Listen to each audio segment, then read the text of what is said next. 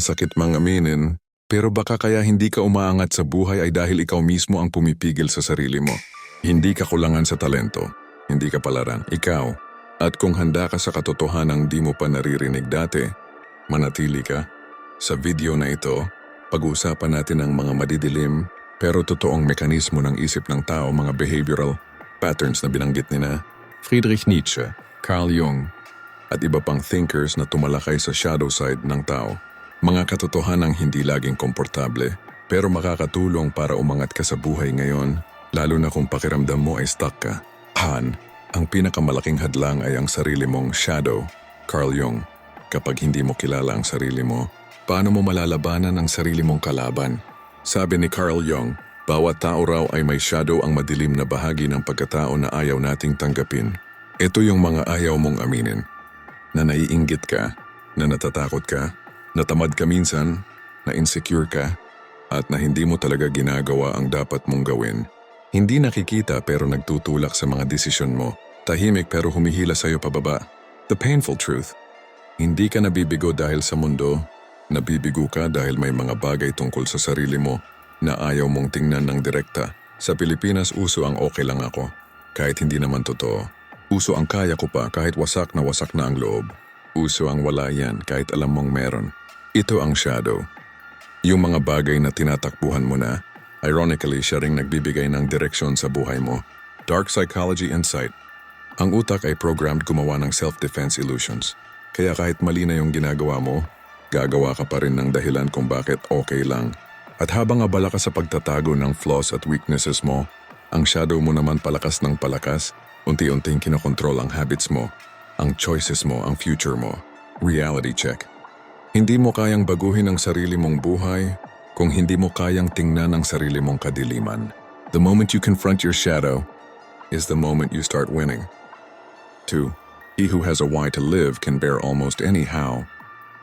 Nietzsche. Sa bawat Pilipinong gigising ng pagod, papasok ng napilitan at uuwi ng walang gana, ito ang pinakamalaking tanong. Para kanino ka ba gumigising? Para saan ka ba lumalaban? Kung ang sagot mo ay, hindi ko rin sure. Wala eh. Hindi ko alam. Then ito ang dahilan kung bakit hindi ka umaangat. Nietzsche's Dark Wisdom.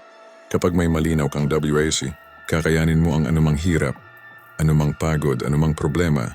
Pero kapag wala, kahit maliit na pagsubok, kaya kang gibain. Sa buhay hindi nawawala ang bigat. Nawawala ang dahilan kung bakit mo pa ba binubuhat. Dark Psychology Insight. The mind collapses without meaning. Ito ang dahilan kung bakit nauubos ka. Hindi dahil mahina ka kundi dahil walang direksyon ang lakas mo. Tunog simple pero napakabigat ng epekto. Kung para saan ka ba talaga nagsisikap? Para ba sa pamilya mo? Para makatakas sa kahirapan? Para patunayan ang sarili mo? Para sa future mo? Para sa sarili mong dignity? Kapag wala kang why, madali kang lamunin ng boredom, distraction at procrastination. Madali kang bumigay sa social media dopamine. Madali kang sumuko sa kahit anong inconvenience. Pero tingnan mo ang mga taong nagtatagumpay, kahit sobrang hirap ng pinagdaanan, may common denominator sila. May dahilan silang mas malaki kaysa sa pagod nila.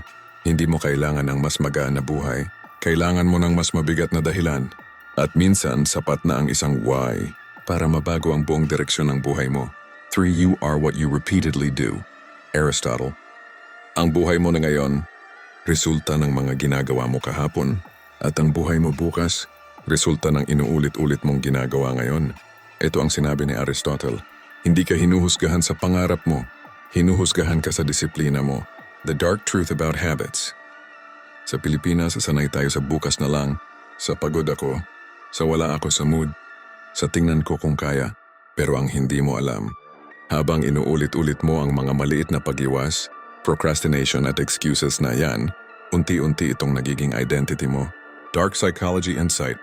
The brain rewards consistency. Kahit consistency sa maling gawain. Kaya kung lagi kang nagpapaubaya sa katamaran, mas lumalalim ang wiring na tamad ka. Kung lagi kang nagbababad sa social media, tuturuan ng utak mo na ito ang safe zone. Kung lagi kang late, ituturing ng isip mo na normal ang pagiging late. You become what you practice. The painful Filipino reality. Marami sa atin ang gustong yumaman, pero hindi kayang mag-ipon. Gustong maging successful, pero hindi kayang gumising ng maaga. Gustong magbago ang buhay, pero hindi kayang baguhin ang routine. Ang problema, gusto mo ang resulta, pero ayaw mo ang proseso. Hindi ka umaangat dahil hindi mo ginagawa ang mga gawain ng taong umaangat. Gusto mo ang disiplina ng iba, pero hindi mo inuulit ang ginagawa nila araw-araw. Success is not an event. It's a habit disguised as struggle. 4. The greatest prison people live in is the fear of what others think. David Icke. Hindi kahirapan ang kulungan. Hindi kakulangan sa pera. Hindi edukasyon. Ang tunay na kulungan ay ang takot mo sa sasabihin ng ibang tao. Sa Pilipinas, halos lahat may opinion. Magbabago ka, nagpapakitang gilas. Magnenegosyo ka, ambisyoso. Mag-iipon ka, kunyari wise. Magpapakasipag ka, feeling magaling. Dito pumapasok ang isa sa pinakamadilim na bahagi ng psychology, social judgment fear, dark psychology insight. The brain is wired to avoid rejection. Mas takot ka pa sa hiya kaysa sa kahirapan. Mas takot ka sa opinyon ng kapitbahay kaysa sa kinabukasan mo. Mas takot ka sa chismis kaysa sa kakulangan sa achievement. At ito ang nakaka-paralyze sa karamihan. Hindi ka sumusubok kasi baka pagtawanan ka. Hindi ka lumalaban kasi baka mag-fail ka. Hindi ka nagle-level up kasi baka sabihin nilang nagbabago ka. The painful reality.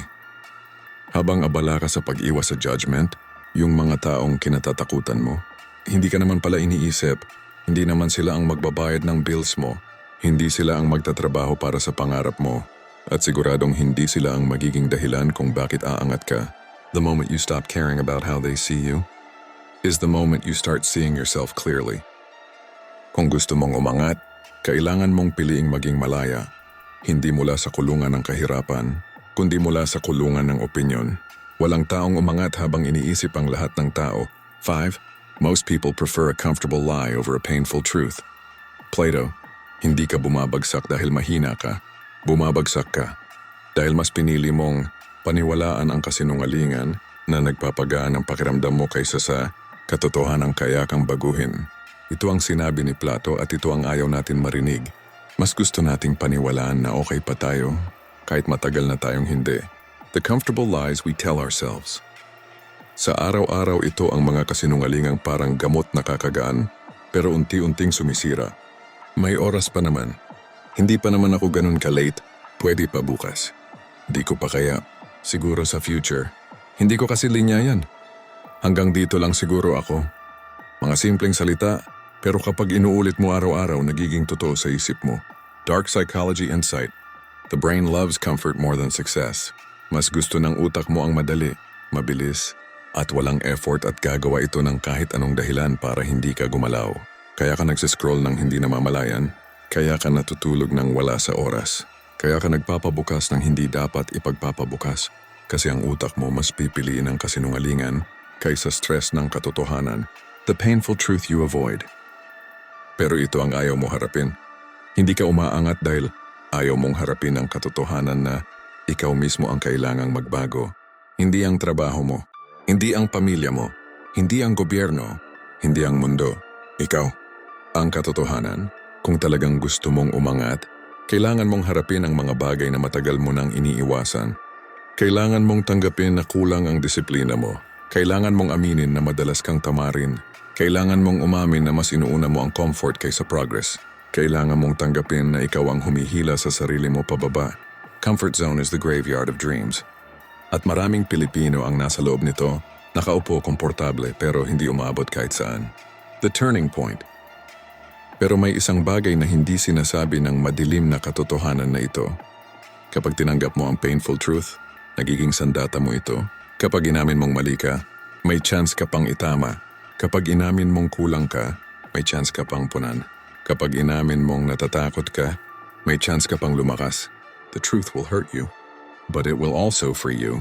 Sa sandaling piliin mo ang katotohanan kahit masakit, kahit mabigat doon nagsisimula ang pag-angat, ang katotohanan ang magpapalaya sa iyo. Pero kailangan mo munang piliing masaktan. Kung totoo man na hindi ka umaangat, hindi dahil wala kang talento, hindi dahil mahirap ang buhay, at hindi dahil malas ka, kundi dahil hindi mo pa kinokontra ang madilim na bahagi ng sarili mong isip, ang bahagi na natatakot, nagdududa, nag-aalinlangan. Pero tandaan mo, the moment you confront your shadow is the moment you start to rise.